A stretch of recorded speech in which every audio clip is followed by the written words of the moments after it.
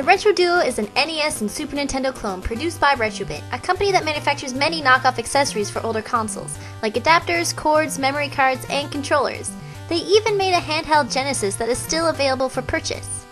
Okay, before continuing with this review, there's one question that we need to address right off the bat.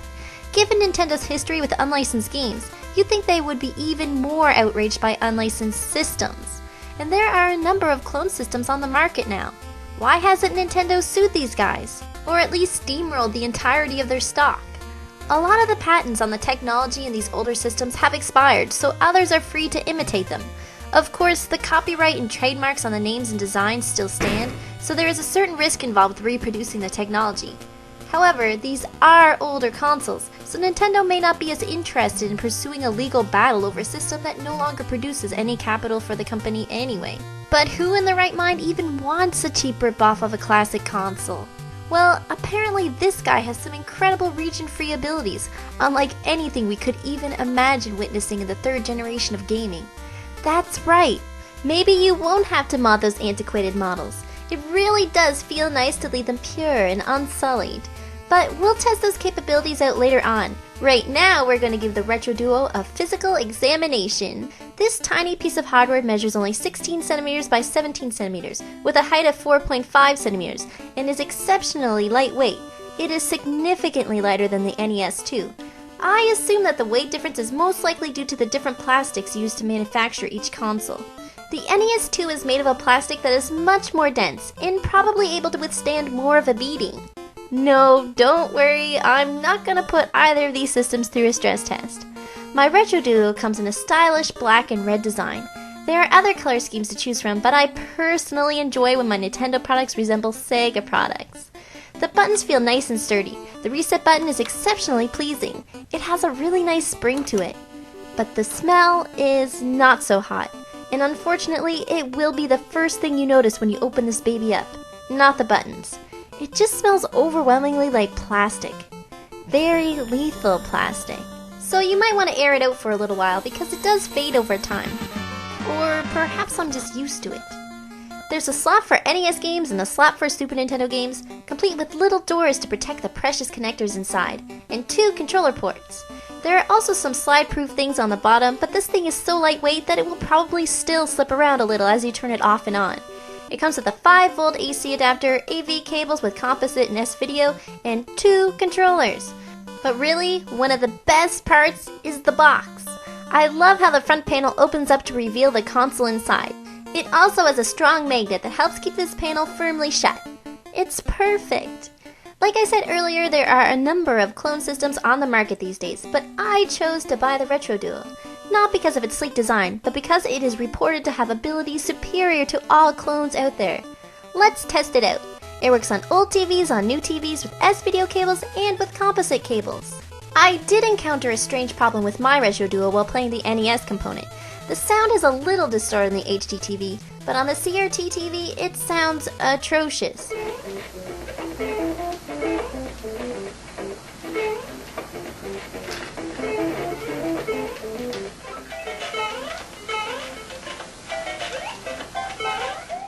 The composite inputs on the TV don't cause any problems with any other devices, and when I tried using a different cable, there was no change in the audio output. So I don't know if this is an isolated anomaly, or if it is a problem that is often encountered. It can still play all of my NTSC games, licensed and unlicensed. Well, except Duck Hunt, and all my other Zapper games. The Retro Duo does not accept NES controllers, so there'll be no Zapper, no NES Advantage, no cute little bone controller. You can use the provided Retro Duo controllers or any Super Nintendo compatible controller. Just to make things clear, I can see the Zapper games, I just can't play them at all. Next up, let's see how this system handles the Game Genie. It can run the Game Genie, but it certainly doesn't want to. And this Game Genie works perfectly on my NES. Although it's difficult to see where the cursor actually is, you can still put in codes if you absolutely want to. They're not just for cheating. Since there is a different number of pins in the Famicom cartridge, the Retro Duo is supposed to work with a 60 to 72 pin converter. Just remember to put it in backwards. I initially thought that my converter had broken, but thankfully it was just my wits. Once I got the converter in the system the right way, it played all of my Famicom games. Of course, these converters can be expensive, and the ability to use them isn't unique to this system, so this really isn't a bonus, but it is awesome that it works. Lastly, let's look how it handles PAL games. I have Euphoria, which is a weird side-scroller never released in North America, and Street Games, also known as River City Ransom. The Retro Duo has no problem playing these games, but that's not too surprising considering the NES 2 can also play PAL games. The Super Nintendo component is supposed to play almost any game. It can't play Super Mario RPG though. It just refuses to cooperate with the Nintendo SA1 chip. I was really hoping for something crazy to happen when I popped the game in the system, but it just didn't do anything. It gets along great with the Super FX chip though, and the Super Game Boy, so you can look forward to playing both higher graphics and lower graphics on your Retro Duo.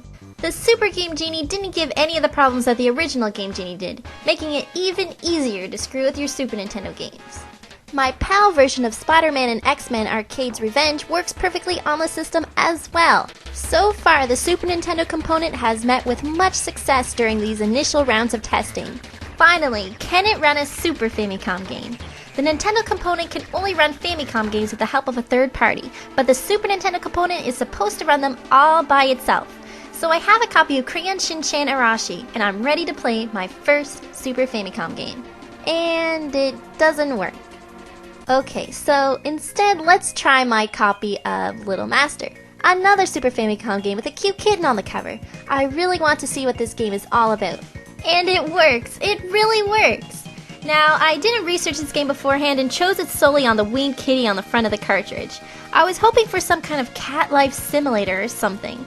Little Master sounds like an apt title for such a game. Anyway, it's a strategy RPG. I probably won't be getting very far. I haven't yet touched on the controllers. They're sturdy enough, but I find the buttons to be a tad sticky.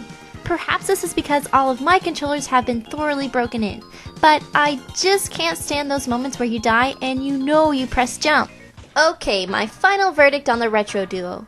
I recommend to proceed with caution. It does do a lot of cool things and makes an excellent conversation piece, but don't expect it to play every NES or Super Nintendo game you stumble across.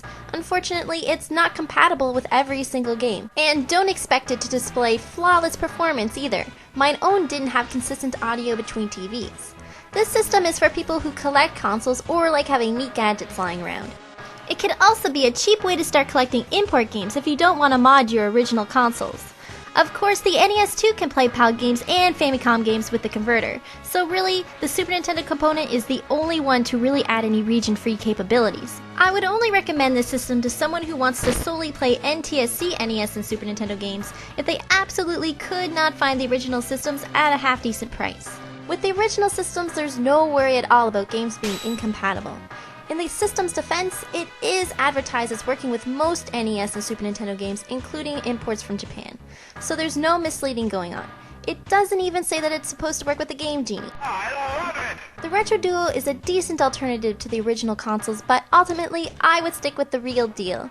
Happy gaming!